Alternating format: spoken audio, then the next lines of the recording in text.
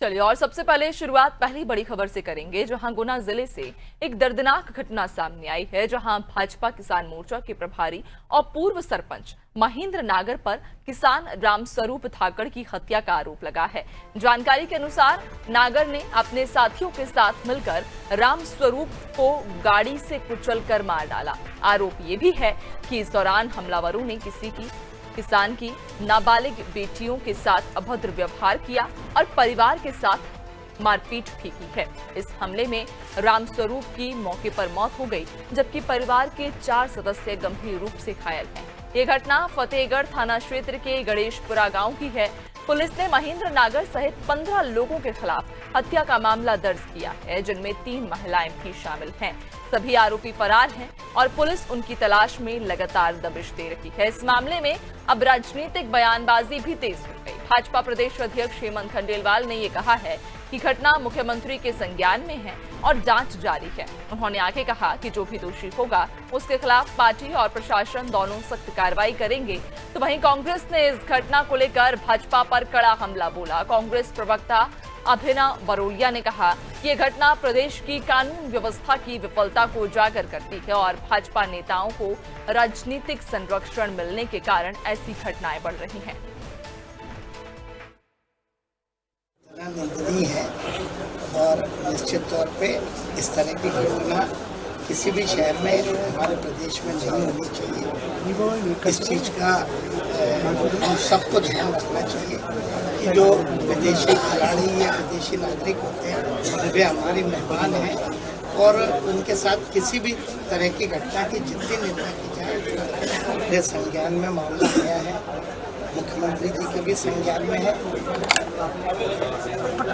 हम इस घटना की जांच भी कराएंगे और अगर कोई दोषी होगा तो उस पर न सिर्फ पार्टी बल्कि प्रशासन भी जो उचित कार्रवाई होगी वो करेगा। किसी भी व्यक्ति को किसी भी तरह से समाज में किसी के साथ गलत व्यवहार करने का कोई अधिकार नहीं। संगठन की ओर से क्या कुछ कार्रवाई होगी? तो सामने ने बोला है कि मेरे संज्ञान में मामला है, तो हम इसकी जांच भी करा रहे हैं, पता लगा रहे हैं और यदि तथ्य सही होंगे तो पार्टी उस पर कड़ा। ये बात लगातार कहते हैं कि मध्य प्रदेश में जंगल राज पूर्ण रूप से छा चुका है। हर जिले में हर जगह भाजपा के लोगों के नाम आ रहे हैं। भाजपा के लोग कहीं पेशाब करते हैं आदिवासी पे, और अब ये घटना जो गुना की आ रही है उसमें साफ साफ दिख रहा है कि भाजपा का कार्यकर्ता अपनी गाड़ी से कुचलकर एक की हत्या कर देता है और लोग चुप बैठे हैं, सरकार चुप बैठी है, गृह विभाग चुप बैठा है। एक किसान की हत्या हो गई और सरकार कुछ नहीं कह रही है। ये प्रदेश पूरे तरीके से जंगल राज से घिर चुका है। लोगों के अंदर और जो हत्या करने वाले लोग हैं और भाजपा के लोग हैं उनके अंदर डर समाप्त हो चुका है और जनता डरी हुई है। और इसी खबर पर हम ज्यादा चर्चा करेंगे। हमारे साथ पॉलिटिकल एडिटर मनोज सर जुड़ चुके हैं।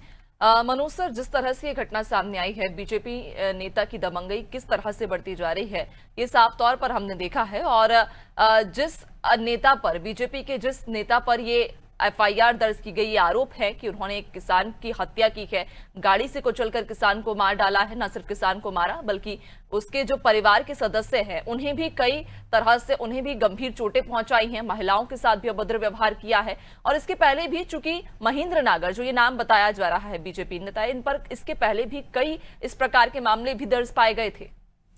देखिए, दोनों जहाँ तक बात है महेंद्र नागर और रामस्वरूप जिसकी हत्या हुई है, दोनों सजाती है। लगभग 6 बीघा जमीन का दोनों के बीच झगड़ा था। 72,000 रुपये का लेन देन का मामला था, जिसमें महज 22,000 रुपये दिए गए थे, जिसको लेकर दोनों पक्षों में पहले ही विवाद हुआ था। लगभग 6 महीने पहले भी दोनों पक्षों में जमकर मारपीट हुई थी। इसके बाद रामस्वरूप के खिलाफ पुलिस ने एफआईआर दर्ज की थी, उसे गिरफ्तार किया गया था, बाद में जमानत पर रिहा हो गया था।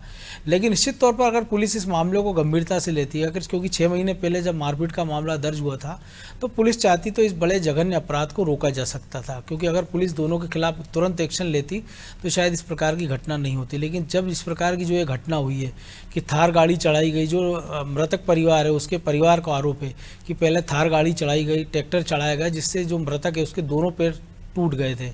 जब उनको जिला हॉस्पिटल ले जाया गया था, वहाँ से उनको भोपाल रेफर करने की तैयारी थी, लेकिन इसके पहले ही उनकी मृत्यु हो गई।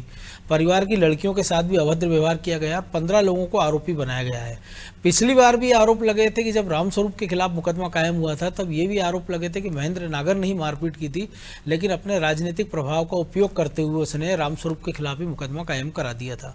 तो जाहिर सी बात है, कहीं ना कहीं प्रशासन एक राजनीतिक प्रभाव में तो था ही, जिसका परिणाम ये दुखद घटना है। लेकिन अभी हमने जो देखा, जिला अध्यक्ष ने जो कुछ कहा है कि 15 लोगों के खिलाफ मुकदमा कायम किया गया है, वहाँ कई सारी पुलिस टीमें उनकी तलाश में भेजी गई है, क्योंकि इनमें से कुछ आरोपी जो राजस्थान से जुड़े बताए जा रहे हैं, जो गुना से जिले का नज़दीकी क्षेत्र है वहाँ के बताए जा रहे हैं, वहाँ भी पुलिस की टीम भेजी गई है। लेकिन चूंकि अब मामला एक बीजेपी कार्यकर्ता पर आरोप लगा है, तो जाहिर सी बात है कि कांग्रेस को बोलने का मौका मिल गया है। लेकिन ये विशुद्ध रूप से दो परिवारों के बीच जमीन का एक विवाद था, लेकिन जिस प्रकार से इस घटना को अंजाम दिया गया था, तो मुझे लगता है कि पुलिस प्रशासन इसमें कहीं ना कहीं उसकी लापरवाही जिम्मेदार है। बिल्कुल वाकई, और अब देखने वाली बात होगी कि आखिरकार इस मामले में क्या नया मोड़ आता है और क्या कुछ कार्रवाई पुलिस प्रशासन अपने तरफ से लेती है। बहुत शुक्रिया आपका जानकारी साझा करने के लिए। तो आपको बताते चलेंगे, मात्र 6 बीघा जमीन के विवाद को लेकर किस तरह से दो परिवारों के बीच में यहाँ विवाद बढ़ा और किसान की निर्मम हत्या की गई है। आरोप बीजेपी नेता पर लगे हैं और पुलिस ने महेंद्र नागर सहित कुल 15 लोगों को इस पूरे मामले में आरोपी बनाया है, जिनके खिलाफ FIR दर्ज की गई है और अब मामले की आगे जांच जारी है।